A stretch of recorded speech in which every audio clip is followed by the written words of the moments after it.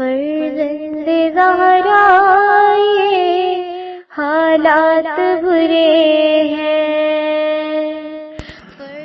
کاشانۂ بصیرت ایک ایسا مکمل یوٹیوب چینل جس پر محروم بصارت کے لیے بالخصوص اور تمام افراد کے لیے بالعموم سینکڑوں کی تعداد میں اسلامی کتب دستیاب ہیں۔ لہذا گزارش ہے کہ آپ اپنی ذمہ داری نبھاتے ہوئے کاشانۂ بصیرت کو سبسکرائب کرنے کے ساتھ ساتھ بیل آئیکن کو پریس کیجیے تاکہ آپ علم کے حصول کے ساتھ ساتھ مذہب اہل بیت کی اشاعت میں بھی اہم کردار ادا کرتے رہیں۔ کاشانۂ بصیرت، کاشانۂ بصیرت، کاشانۂ بصیرت۔ فرزند زہرا یہ حالات برے ہیں۔ اعوذ باللہ من الشیطان الرجیم، بسم اللہ الرحمن الرحیم۔ کاشانۂ بصیرت کے عزیز ترین سامعین، السلام علیکم۔ کتاب معالی الصبتین کی جلد نمبر 1 کی ریڈنگ کا یہ پارٹ نمبر 26 ہے۔ صفحہ نمبر ہے 591، 12ویں مجلس ہے، ہیڈنگ ہے شہادت بنی ہاشم۔ محققین آج تک اس بات پر متفق نہیں ہو سکے کہ میدان کربلا میں مقتولین کی تعداد کیا تھی۔ مترجم کہتے ہیں بقول آقائے مہدی مازندرانی، جب محقق مورخین آج تک یہ فیصلہ نہیں کر سکے کہ بنی ہاشم شہدائے کربلا کی کل تعداد کتنی ہے، تو پھر اگر کوئی نام نہاد اور بقلم خود علامہ یہ کہہ دے کہ جو کچھ میں کہہ رہا ہوں بس یہی حرف آخر ہے، تحقیق سے مذاق نہیں تو اور کیا ہوگا۔ بقول بعض مورخین اولاد حضرت علی سے شہداء 7 تھے اور بقول بعض 7 سے زائد تھے۔ جناب عبداللہ ابن جعفر طیار کی اولاد سے مقتولین کی تعداد میں اختلاف نہ ہونے کے برابر ہے۔ اکثر مورخین نے 2 بتائی۔ بقول بعض جناب عقیل ابن ابی طالب کی اولاد سے شہداء 5، بقول بعض کے 7 اور بقول بعض کے 9 تھے۔ سلیمان ابن قطع نے شعر میں تعداد یوں بیان کی ہے کہ اے آنکھ آہو بکا سے آنسو بہا، اگر رونا ہے تو پھر آل رسول پر رو۔ 7 شہداء اولاد علی سے تھے اور 7 ہی آل عقیل سے شہید کیے گئے۔ اللہ اس جگہ پر بھی لعنت کرے جہاں زیاد اس کا بیٹا اور بے شمار شوہروں والی بڑھیا رہتی تھی۔ بہرصورت جو کچھ ہمیں میسر آ سکا ہے اس کے مطابق کچھ عرض کرتے ہیں۔ نمبر 1، شہادت عبداللہ ابن مسلم ابن عقیل۔ محمد ابن ابو طالب کے مطابق بنی ہاشم میں سے سب سے پہلا شہید عبداللہ ابن مسلم ہے۔ یہ شہزادہ اپنے والد محترم جناب مسلم کی طرح بہادر اور تلوار کا دھنی تھا۔ جناب رقیہ بنت علی کا بڑا فرزند تھا۔ اولاد عقیل میں سے اس شہزادے کو حضرت حجت نے بالخصوص سلام کیا ہے۔ فرماتے ہیں السلام علی القتیل ابن القتیل عبداللہ ابن مسلم ابن عقیل لعن اللہ قاتلہ۔ شہید ابن شہید عبداللہ ابن مسلم ابن عقیل پر میرا سلام ہو اور اس کے قاتل پر اللہ کی لعنت ہو۔ جب اس شہزادے نے جنگ کی اجازت مانگی تو جناب سید الشہداء علیہ السلام نے کافی دیر تک اسے اجازت دینے میں تأمل فرمایا۔ آپ نہیں چاہتے تھے کہ جناب مسلم کی شہادت کے بعد جوان سال شہزادہ ماں کے لیے باعث غم بن جائے۔ چنانچہ ایک مرتبہ آپ نے فرمایا بیٹا ایسا کرو کہ اپنی ماں کے ساتھ ہو لو اور میدان جنگ سے باہر چلے جاؤ۔ لیکن اس خوش نصیب نے عرض کیا کہ بخدا میں ان افراد میں سے نہیں ہوں جو آخرت پر دنیا کو ترجیح دیتے ہیں۔ ناچار جناب سید الشہداء نے اجازت دی۔ اس تشنہ لب نے رجز خوانی کے بعد حملہ کیا اور 98 یزیدیوں کو واصل جہنم کیا۔ زید ابن ورقہ نے جو تیر مارا جو اس شہزادے کی پیشانی کی طرف آ رہا تھا، شہزادے نے پیشانی کو بچانے کی خاطر اپنے ہاتھ کو ڈھال بنایا، لیکن تیر اتنی قوت سے چھوڑا گیا تھا کہ ہاتھ سے پار ہو کر پیشانی میں پیوست ہو گیا، اور اس طرح ہو گیا کہ جس طرح ہاتھ کو پیشانی پر میخ سے جوڑ دیا گیا ہو۔ ابھی تک اس شہزادے نے اب خود کو سنبھالا نہیں تھا اور ہاتھ کو پیشانی سے جدا کرنے کی کوشش ہی میں مصروف تھا کہ ظالم نے دوسرا تیر مارا جو گلوئے نازنین پر آ کر لگا۔ شہزادہ زین پر نہ سنبھل سکا اور علیک السلام یا ابا عبداللہ کہہ کر زمین پر آیا۔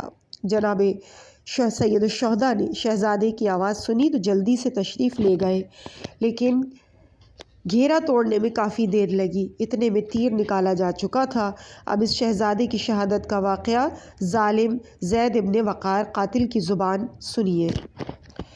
جناب مختار نے جب اسے گرفتار کرایا اور یہ حاضر ہوا تو جناب مختار نے اس سے پوچھا کہ تو بتا کہ کس طرح سے تو نے شہید کیا۔ اس نے جواب دیا کہ میں نے جب دیکھا کہ شہزادے پر کوئی بھی قابو نہیں پا سکتا، جس طرف رخ کرتا تھا کشتوں کے پشتے لگ جاتے تھے، میں نے اپنے کو ایک ٹیلے کی اوٹ میں چھپا لیا۔ جب شہزادہ میرے تیر کی زد میں آیا تو میں نے سینے کا نشانہ لیا اور تیر چھوڑا۔ اتنے میں شہزادہ اپنی جگہ سے چل کر چند قدم میری طرف بڑھا تھا کہ تیر سینے کی بجائے پیشانی پر لگا۔ میں نے دیکھا کہ شہزادے نے تیر سے پیشانی کو بچانے کی خاطر ہاتھ کو ڈھال بنایا، لیکن چونکہ میں نے اپنی پوری قوت سے تیر چھوڑا تھا اور زیادہ فاصلہ بھی نہ تھا، اس لیے ہاتھ تیر کو روک نہ سکا، بلکہ تیر نے ہاتھ میں سوراخ کیا اور پیشانی میں جا لگا۔ ہاتھ پیشانی سے پیوست ہو گیا۔ میں نے شہزادے کو دیکھا بہت کوشش کر رہا تھا کہ تیر نکل جائے۔ اتنے میں دوسرا تیر چلہ پر چڑھا چکا تھا۔ ابھی تک شہزادہ اپنی کوشش میں مصروف تھا کہ سینے پر نشانہ لے کر میں نے دوسرا تیر بھی چھوڑ دیا۔ دوسرا تیر تھوڑی سی نیچے گلے پر جا لگا۔ شہزادہ زین پر نہ سنبھل سکا، زمین پر آیا، امام حسین علیہ السلام کا نام لے کر سلام کیا۔ اتنے میں تیر نکالنے کی خاطر قریب پہنچ چکا تھا۔ شہزادے نے 3 مرتبہ وا ابنا کہا اور آخری مرتبہ دارالامہ کہا۔ اتنے تک میں پہنچ گیا۔ مجھے محسوس کر شہزادہ خاموش ہو گیا۔ میں نے گلے کا تیر نکال لیا۔ میں نے دیکھا گلے کے تیر کے ساتھ شہرک کٹ گئی، شہزادے کی گردن ایک طرف ڈھلک گئی۔ پھر میں نے پیشانی کا تیر بڑی مشکل سے نکالا۔ میں تفصیل نہیں بتا سکتا جیسے میں نے تیر نکالا۔ مختار نے کہا کچھ تو بتا دے۔ اس نے کہا پہلے تو میں نے یوں ہی تیر کو آگے پیچھے ہلایا لیکن تیر نہ نکلا۔ پھر میں نے ایک ہاتھ سے سر کو پکڑا، دوسرے ہاتھ سے تیر کھینچا لیکن تیر نہ نکلا۔ پھر میں نے اپنا گھٹنا شہزادے کے سینے پر رکھا اور دونوں ہاتھوں سے کبھی دائیں کبھی بائیں، کبھی آگے کبھی پیچھے ہلا کر تیر کو نکالنے کی کوشش کی۔ آخر تیر کا پھل ٹوٹ کر سر میں رہ گیا اور جو حصہ میرے ہاتھ میں تھا وہ میرے ہاتھ میں آ گیا۔ تمام اہل بزم بے ساختہ رونے لگے۔ مختار نے اس پر تیر اندازی کرنے کا حکم دیا اور پھر اسے جلا دینے کا حکم دیا۔ نمبر 2، عبد الرحمن ابن عقیل، یہ بھی جناب رقیہ ہی کا فرزند تھا۔ 17 یزیدی واصل جہنم کیے عثمان ابن خالد جہنی کے ہاتھوں شہید ہوئے۔ نمبر 3، جعفر ابن عقیل، یہ جناب مسلم کا بھائی تھا۔ اس کی والدہ ام الصغر بنت عامہ کلابیہ تھی۔ کافی زیادہ یزیدیوں کو واصل جہنم کرنے کے بعد ایک ہمدانی اور عثمان ابن خالد جہنی کے ہاتھوں شہید ہوئے۔ نمبر 4، محمد ابن سعید ابن عقیل، یہ شہزادہ 7 برس کی عمر میں تھا۔ حمید ابن مسلم ازدی سے مروی ہے کہ جب امام حسین علیہ السلام زین ذوالجناح سے اتر کر زمین کربلا پر آ گئے تو میں نے ایک کمسن شہزادے کو دیکھا جو انتہائی پریشانی کے عالم میں شدت پیاس سے بےتاب خیمے سے نکلا، کبھی دائیں کبھی بائیں دیکھ رہا تھا، انتہائی ڈرا اور سہما ہوا معلوم ہوتا تھا۔ میں نے دیکھا کہ ایک مقام پر 10 شہسوار کھڑے تھے، بچے کے کانوں میں در چمک رہے تھے۔ جب یہ بچہ ان 10 سواروں کے قریب سے گزرا تو میں نے دیکھا کہ ایک سنگ دل آگے بڑھا، زین سے جھکا اور ایک ہی وار سے شہزادے کو خون میں نہلا دیا۔ خیام کی طرف تو ایک مستور کھڑی ہوئی نظر آئیں کہ جن کی نگاہیں بچے ہی پر تھیں۔ مجھے پوچھنے پر معلوم ہوا کہ بچہ جناب عقیل کا پوتا، جناب مسلم کا بھتیجا اور سعید کا بیٹا ہے۔ قاتل لقیط ابن ایاس تھا اور در خیمر پر کھڑی مستور بچے کی ماں تھی۔ اختصار کو پیش نظر رکھتے ہوئے جناب عقیل کی اولاد کا تذکرہ ہم اسی جگہ ختم کرتے ہیں۔ شائقین مزید تفصیلات مفصل کتاب میں ملاحظہ فرما سکتے ہیں۔ 13ویں مجلس اولاد علی کے شہداء۔ مورخین کا اس بات پہ اختلاف ہے کہ بنی ہاشم میں سے شہید اول عبداللہ ابن مسلم ہے یا علی ابن حسین اکبر۔ بہرنو اس اختلاف سے ہٹ کر اس وقت ہم فرزند جناب شبیر ہم شکل نبی علی اکبر کی شہادت پیش کر رہے ہیں۔ راس المحققین شیخ مفید کے مطابق امام حسین کے 4 فرزند تھے۔ نمبر 1 علی اکبر یعنی جناب سجاد ماں شہر بانو۔ نمبر 2 علی اوسط یعنی شہید کربلا ماں ام لیلہ ابن عروہ ابن مسعود ثقفی۔ نمبر 3 جعفر ماں قضائیہ شہزادہ امام حسین کی زندگی ہی میں مدینے میں فوت ہو گیا تھا۔ نمبر 4 علی اصغر یعنی عبداللہ رضی ماں رباب بنت عمر القیس۔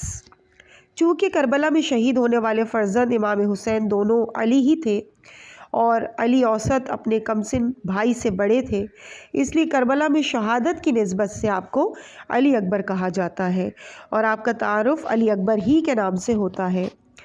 اس شہزادے کی عمر 18 یا 19 برس تھی۔ آپ کی کنیت ابو الحسن تھی۔ آپ کے دادا حضرت علی ابن ابی طالب، دادی فاطمہ سلام اللہ علیہا، نانا عروہ ابن مسعود ثقفی، نانی میمونہ بنت ابو سفیان معاویہ کی بہن۔ عرب کے معروف ترین خاندان ہے۔ حضرت علی، جناب فاطمہ اور میمونہ بنت ابو سفیان سے تو آپ کس قدر آشنا ہیں۔ عروہ ابن مسعود کا انتہائی مختصر تعارف کرائے دیتے ہیں۔ یوں تو جناب عروہ بنی ثقیف کے سردار تھے، لیکن فی الواقع پورے عرب پر چھائے ہوئے تھے اور زمانہ جاہلیت میں ان 2 افراد میں سے ایک تھے جن کی عظمت کا لوہا پورا عالم عرب مانتا تھا۔ 2 ہی افراد تھے کہ جنہیں کسی کو نہ ماننے والے عرب بھی عظیم مانتے تھے اور سرور کونین پر جو اعتراضات کرتے تھے ان میں سے ایک اعتراض یہ بھی تھا کہ اللہ نے آپ کو قرآن کیوں دیا؟ یہ قرآن 2 بستیوں کے 2 عظیم افراد میں سے کسی ایک پر کیوں نازل نہیں ہوا؟ ذات احدیت نے بھی مذکورہ آیت میں عربوں کے اسی اعتراض کو دہرایا ہے۔ جناب عروہ انہی 2 افراد میں سے ایک تھے جنہیں عرب عظیم مانتے تھے اور ذات احدیت نے بھی عظمت جناب عروہ کا تذکرہ قرآن میں فرما دیا۔ بحالت کفر بھی معتدل مزاج و شریف تھے۔ صلح حدیبیہ میں قریش کی نمائندگی جناب عروہ ہی نے کی تھی۔ 9 ہجری میں مشرف با اسلام ہوئے۔ کچھ دن مدینہ ہی میں آن حضرت کے پاس رہے، پھر آپ کی اجازت سے واپس اپنی قوم میں آئے۔ انہیں دعوت اسلام دی۔ کچھ لوگوں نے دعوت اسلام قبول کر لی اور کچھ اپنے کفر پر ڈٹے رہے۔ انہی کافر ثقفیوں میں سے ایک بد نصیب نے جناب عروہ کو ایک دن ایسے وقت تیر سے شہید کر دیا جب آپ نماز کی خاطر اذان کہہ رہے تھے۔ سرور کونین فرمایا کرتے تھے، عروہ جیسا خوش نصیب کون ہوگا جسے شہادت نے گھر آ کر تلاش کر لیا اور اپنے ہی گھر میں فی سبیل اللہ شہید ہو گئے۔ حضور ہی فرمایا کرتے تھے کہ جناب عروہ خلقاً حضرت عیسیٰ کے سب سے زیادہ مشابہ تھے۔ نبی کریم کے ہم زلف تھے۔ ام المومنین ام حبیبہ کی دوسری بہن میمونہ بنت ابو سفیان جناب عروہ کی بیوی تھی اور اسی کے شکم سے شبیہ رسول حضرت علی اکبر علیہ السلام کی والدہ گرامی قدر جناب ام لیلہ نے جنم لیا تھا۔ معاویہ شہزادہ علی اکبر کا ماموں اور یزید ماموزاد بھائی تھا۔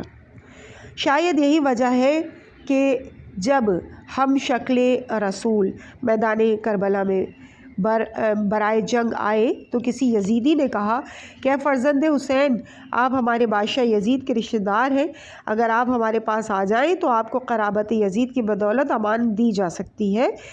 مگر اس غیور نے اس شقی کو جواب دیا کہ جن لوگوں کے دل میں قرابت رسول کا لحاظ نہیں ہے میں ان لوگوں کی امان کو بھی برا سمجھتا ہوں۔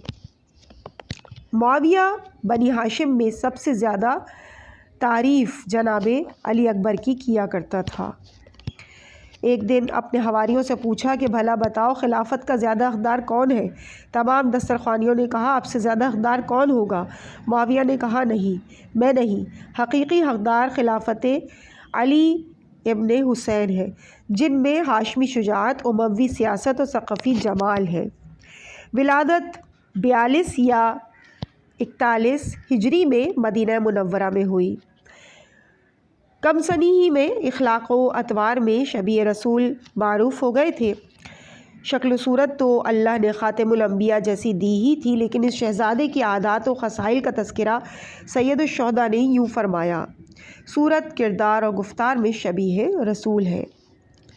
اگر ہم اس مختصر کتاب میں شباہت نبویہ ثابت کرنا شروع کر دیں تو نہ صرف یہ کہ بہت طویل ہو جائے گی، بلکہ کتاب کا حجم بھی اتنا زیادہ ہو جائے گا کہ اس کی اشاعت ہمارے بس کے سے باہر ہو جائے گی۔ جب لوگوں کو علم ہوا کہ نواسہ رسول کا ایک بیٹا شبیہ رسول ہے تو بڑی دور سے چل کر لوگ صرف اس شبیہ رسول کی زیارت کو آتے تھے۔ کم سنی ہی میں مہمان نوازی کا اس قدر شوق تھا کہ رات کے وقت اس دور کے دستور کے مطابق اپنے مکان کی چھت پر آگ جلا کر رکھتے تھے تاکہ کوئی بھولا بھٹکا مسافر ہو تو وہ آگ کو دیکھ کر یہیں آ جائے۔ دن کے وقت غربا اور مساکین کو تلاش کر کے لاتے اور انہیں کھانا کھلاتے تھے۔ ابن شہر آشوب نے میدان کربلا میں آپ کی عمر 18 برس بتائی ہے۔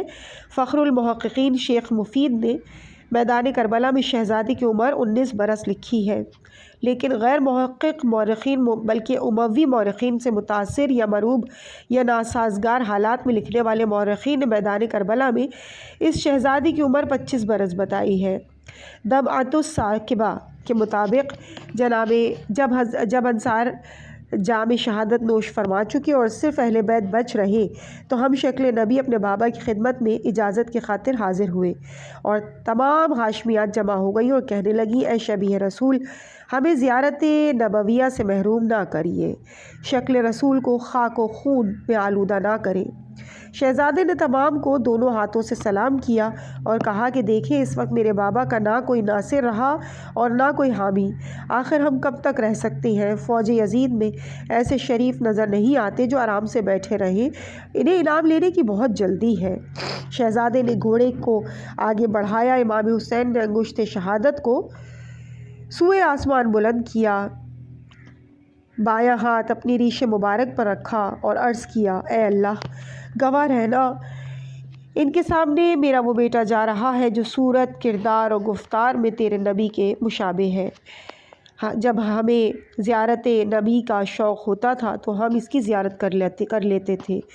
اے اللہ، زمین کی ہر برکت ان سے روک لے، انہیں تقسیم کر دے، انہیں ایک ایک کر کے منتشر کر دے، ان کے حکمران کبھی ان سے راضی نہ ہو۔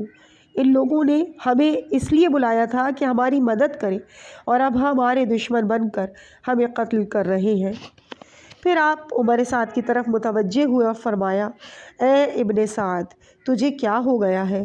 اللہ تیرا سلسلہ نسب منقطع کر دے، اللہ کبھی تیرے معاملات کو برکت نہ دے، اللہ میرے بعد تجھ پر کسی ایسے کو مسلط کر دے جو تجھے ذبح کر ڈالے۔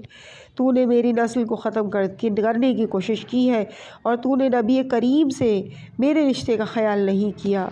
شہزادہ آگے بڑھا، رزق خوانی کی مبارز طلب کی، لیکن فوج یزید سے کوئی شخص مقابلے پر نہ آیا، بلکہ دور سے تیر اندازی شروع کیے رکھی۔ شہزادے نے حملہ کیا، سینکڑوں یزیدیوں کو واصل جہنم کیا۔ شدت پیاس سے ایک مرتبہ واپس پلٹے اور اپنی پیاس کا تذکرہ یوں کیا: ابا جان، پیاس نے مار ڈالا ہے، اسلحے کے وزن نے جھکا دیا ہے، اور ایک گھونٹ پانی مل جاتا تو کوئی دشمن آپ تک نہ پہنچ سکتا۔ عزادارو، ایک باپ کے لیے کتنا سنگین لمحہ ہوتا ہے کہ جب بیٹا کچھ مانگے اور باپ نہ دے سکے۔ جب فرزند حسین نے پانی مانگا، پانی بھی تو کیا پانی کا ایک گھونٹ، فرزند رسول نے آہ سرد کے ساتھ یہ جواب دیا: اے کاش کوئی مددگار ہوتا، اے میرے بیٹے، نبی اکرم علی مرتضیٰ اور میرے لیے آج انتہائی گراں ہے کہ تو پکارے اور تجھے جواب نہ دیا جا سکے، تو فریاد کرے، تیری فریاد رسی نہ کی جا سکے۔ بس تھوڑا اور لڑ لے، بہت جلد تجھے تیرے جد امجد حوض کوثر سے پانی کے ایسے جام سے سیراب کریں گے کہ جس کے بعد آپ کو کبھی پیاس محسوس نہیں ہوگی۔ شہزادہ واپس میدان جنگ میں پلٹا، حملہ کیا، کشتوں کے پشتے لگائے، حتیٰ کہ فوج یزید کو محسوس ہونے لگا کہ ہماری تعداد کم ہونے لگی ہے۔ منقد ابن مرہ نے چھپ کر نیزے سے وار کیا جو عین مقام دل پر لگا۔ شہزادہ گھوڑے پر نہ سنبھل سکا، دونوں بازو گھوڑے کی گردن میں حمائل کیے۔ گھوڑے نے واپسی کی راہ تلاش کی، لیکن گھوڑے کو خیام کا راستہ نہ ملا تو فوج یزید میں گھس گیا۔ ہر طرف سے نیزوں کی بارش ہو گئی۔ زمین پر آتے ہوئے شہزادے نے بآواز بلند کہا، ابا جان، میرا آخری سلام قبول فرمائیے۔ یہ ہمارے جد امجد نبی اکرم صلی اللہ علیہ وآلہ وسلم ہیں، جن کے ہاتھ میں آب کوثر کا جام ہے، آپ کو سلام کہہ رہے ہیں اور فرما رہے ہیں، بیٹے جلدی آؤ۔ بہار کے مطابق امام حسین جواں سال بیٹے کے پاس آئے، سر کو گود میں لیا اور فرمایا، اللہ ان لوگوں کو قتل کر دے جنہوں نے تجھے شہید کر دیا ہے۔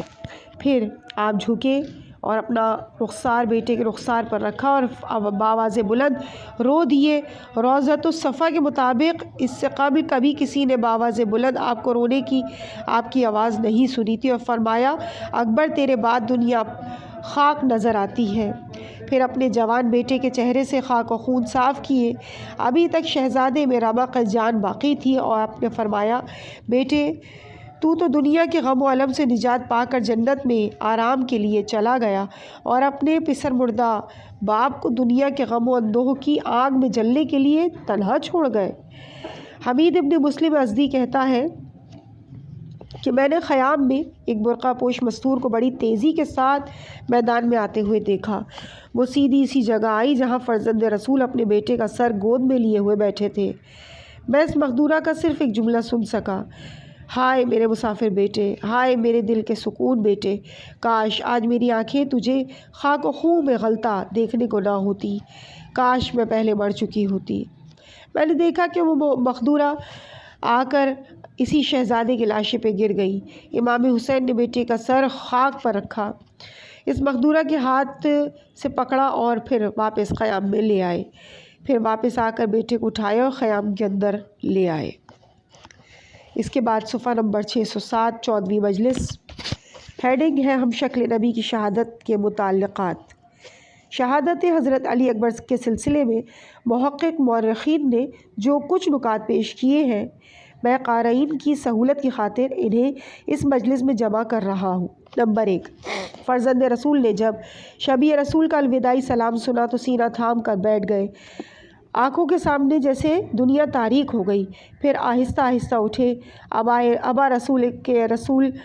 رسول کندھے پر ڈالی، زرائے سرور انبیاء پہنی، نبی کریم کا عمامہ سر پر رکھا، ذوالفقار ہاتھ میں لی، فوج یزید کو ایک طرف ہٹایا، ذوالجناح سے اترے، بیٹے کے قریب آئے، اپنا رخسار اپنے بیٹے کے رخسار پر رکھا۔ شاید اس کا مقصد یہ تھا کہ صرف جس طرح بالعموم آخری سانس لینے والے کی زندگی اور موت کا پتہ کرنے کی خاطر منہ کے سامنے آئینہ کیا جاتا ہے، تاکہ اگر سانس کا غبار آئینے پر آ جائے تو زندگی کا یقین ہو جاتا ہے، اور اگر آئینے پر غبار نہ آئے تو یہی سمجھا جاتا ہے کہ جہان فانی سے کوچ کر گیا ہے۔ اس طرح امام حسین نے اپنا رخسار جو جمال حق کا آئینہ تھا اپنے بیٹے کے رخسار پر رکھ دیا اور معلوم کیا، اور جب یہ پتہ چلا کہ بیٹا نانا کے پاس چلا گیا ہے تو بے ساختہ فریاد کی، اکبر تیرے بعد دنیا میں خاک ہے۔ محقق مورخین کے مطابق ثانیہ زہرا لاش اکبر پر امام حسین سے پہلے تشریف لائی۔ جب امام حسین بیٹے کے لاشے پر آئے تو ایک مستور کو پہلے سے دیکھا کہ جس نے شبیہ رسول کا سر گود میں لے رکھا تھا۔ اس کی وجہ یہ ہے کہ بنت رسول کو معلوم تھا کہ زخموں سے چور اور شدت پیاس سے مجبور فرزند رسول کے سامنے انصار کی لاشوں کا انبار لگا ہوا ہے۔ اکبر کا لاشا دیکھ کر ممکن ہے کہ زہرا کا لال برداشت نہ کر سکی، اس لیے بی بی نے اپنے کو پہلے بچایا تاکہ جب مجھے بیٹے کے قریب دیکھیں تو اسے اکبر کی موت کا غم بھول جائے۔ نمبر 3،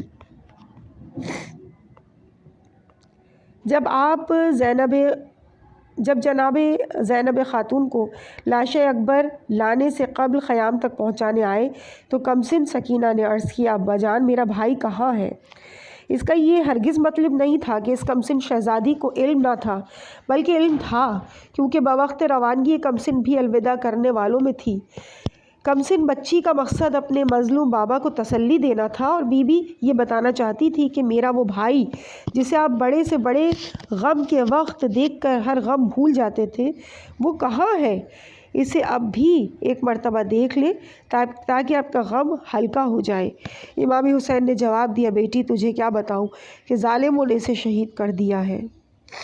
نمبر 4، علامہ جعفر شستری نے خصائص حسینیہ میں لکھا ہے کہ شہزادہ علی اکبر کے میدان کی طرف جانے سے لے کر واپس لاشا لے کر آنے تک 3 مقامات ایسے آئے ہیں جن میں مستورات بنی ہاشم اور قبر بنی ہاشم کو فرزند رسول کی دلجوئی کرنا پڑی اور امام حسین کو بیٹھنے کے بعد سہارا دے کر اٹھایا گیا۔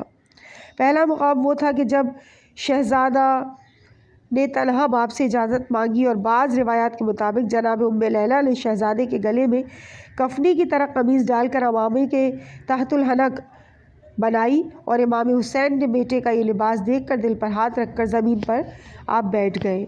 پھر بیٹے کی طرف انتہائی مایوس نگاہوں سے دیکھا اور فرمایا، جا بیٹے تجھے اللہ کے حوالے کیا۔ دوسرا مقام وہ تھا کہ جب شہزادہ پہلے حملے کے بعد واپس آیا اور پانی کا مطالبہ کیا، امام حسین نے بیٹے کو قریب بلایا، گلے لگایا، زرائے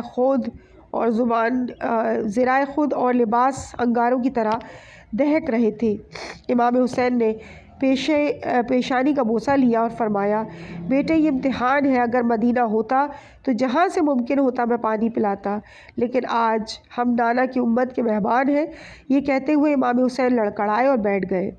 تیسرا مقام کہ جناب سکینہ فرماتی ہے، جب میرے بابا نے میرے بھائی کا آخری سلام سنا تو آپ کی آنکھیں اس طرح سفید ہو گئیں کہ یوں معلوم ہوتا تھا کہ میرے بابا کے جسم میں روح نہیں۔ کافی وقت کے بعد سنبھلے اور پہلا جملہ جو کہا وہ، میرے اللہ تیرا شکر ہے، میں تو امتحان گزار لوں گا، لیکن شبیہ رسول کے قاتلوں کو اپنا انجام دکھا دینا۔ جب امام حسین فوج یزید کو ہٹا کر بیٹے کے قریب آئے تو علی بیٹے پکارتے ہوئے آئے، سر اپنی جھولی میں رکھا۔ شہزادے نے آخری مرتبہ آنکھ کھولی۔ امام حسین نے فرمایا، بیٹے تجھے یقین ہے کہ میں بھی تیرے پیچھے آ رہا ہوں، لیکن اس کے باوجود بھی ضعیف باپ ہونے کی وجہ سے میری خواہش یہ ہے کہ کوئی وصیت کرے۔ شہزادے نے آہستہ سے عرض کی، ابا جان، میری ماں کا رشتہ اموی خاندان سے ہے، آل محمد سے، آج اس کا رشتہ کٹ جائے گا، میں اپنی ماں کی وصیت کرتا ہوں۔ نمبر 6، فوائد حسینیہ میں علامہ حسین بہرانی نے لکھا ہے کہ جب شبیہ رسول فرزند حسین میدان میں آیا اور مبارز طلب کی تو کوئی شخص لڑنے پر آمادہ نہ ہوا۔ عمر ابن سعد نے طارق ابن کثیر کو بلایا اور کہا کہ جتنا چاہے انعام ابن زیاد سے لے جا اور اس جوان کا سر لے آ۔ طارق نے کہا، سبحان اللہ، تو خود رے کی حکومت لے رہا ہے اور مجھے چند ٹکوں کے عوض ہم شکل نبی کو قتل کرنے کے لیے بھیج رہا ہے۔ اگر موصل کی گورنری کی ضمانت دے تو جاتا ہوں۔ ابن سعد نے حکومت موصل کی ضمانت دی۔ طارق مقابلے میں آیا، بڑا سنگین وار کیا۔ شہزادے نے جوابی حملہ کر کے اسے واصل جہنم کیا۔ ابن سعد نے تمام فوج میں منادی کرائی کہ کیا اب کوئی مرد نہیں رہا؟ ابن سعد نے اس صدا کے جواب میں کہا، بکر ابن خانم سامنے آیا۔ بکر کو دیکھ کر امام حسین کے چہرے کا رنگ یخلق زرد پڑ گیا۔ جب ام لیلہ اور ثانیہ زہرا نے جب آپ کا چہرہ دیکھا تو عرض کیا، کیا ہم شکل نبی کے ساتھ کوئی حادثہ پیش آ گیا ہے؟ ام لیلہ، ہمارا بیٹا بہت بہادر ہے، لیکن اب جو شخص مقابلے میں آ رہا ہے یہ بڑا ہت چھٹ سنگ دل اور سفاک ہے۔ میں نے اپنے نانا سے سنا تھا کہ اگر ماں اپنے بیٹے کے حق میں دعا مانگے تو اللہ کبھی بھی رد نہیں کرتا۔ میری خواہش ہے کہ تو دعا مانگ، اس کے ہاتھوں علی اکبر شہید نہ ہو۔ جناب ام لیلہ خیمے کے اندر گئیں، سر سے چادر اتاری اور یوں دعا فرمائی، اے جدائی کے بعد یوسف کو یعقوب کے پاس لا کر اسے خوشی دینے والے اللہ، اے اسماعیل کو ہاجرہ کے پاس لانے والے رب کریم، اے اللہ تجھے لال زہرا کی پیاس کا واسطہ اے اللہ تجھے عزت فرزند رسول کا واسطہ مجھ پر میرے پارہ جگر کی واپس آنے کا احسان فرما۔ نمبر 7، محقق مورخین کے مطابق بیرون مدینہ کا ایک شخص کہتا ہے کہ میں کسی کام سے مدینے گیا، مدینے کی گلیوں میں گھوم رہا تھا کہ جب محلہ بنی ہاشم میں آیا تو ایک گھر کے اندر سے گریہ و بکا کی آواز آئی جس کے بین دل کے پار ہو رہے تھے۔ مجھے یہ تو یقین ہو گیا تھا کہ یہ عورت ہے اور پسر مردہ عورت ہے۔ میں آگے قدم نہ بڑھا سکا، میرے پاؤں بے ساختہ رہ گئے۔ اسی اثنا میں ایک بچی باہر آئی۔ میں نے اس سے سوال کیا یہ گھر کس کا ہے؟ اس بچی نے جواب دیا یہ قتیل عبرت فرزند رسول مہمان امت رسول ابن فاطمہ کا گھر ہے۔ میں نے پوچھا رونے والی کون ہے؟ بچی نے جواب دیا ابو سفیان کی نواسی، معاویہ کی بھانجی، فاطمہ زہرا کی بہو، امام حسین کی زوجہ اور ہم شکل نبی کی ماں ام لیلہ ہے، جو دن کو دھوپ میں بیٹھ کر اور رات کو کھلے آسمان تلے شب و روز اپنے جوان بیٹے اور مظلوم شوہر کے بے گناہ قاتلوں اپنے مظلوم شوہر کی بے گناہ شہادت پر بین کرتی ہے۔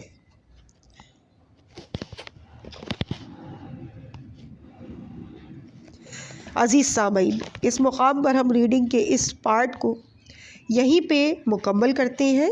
اس کے بعد اگلے پارٹ کا آغاز ہوگا جو کہ 27واں پارٹ ہوگا اور صفحہ نمبر ہوگا 613۔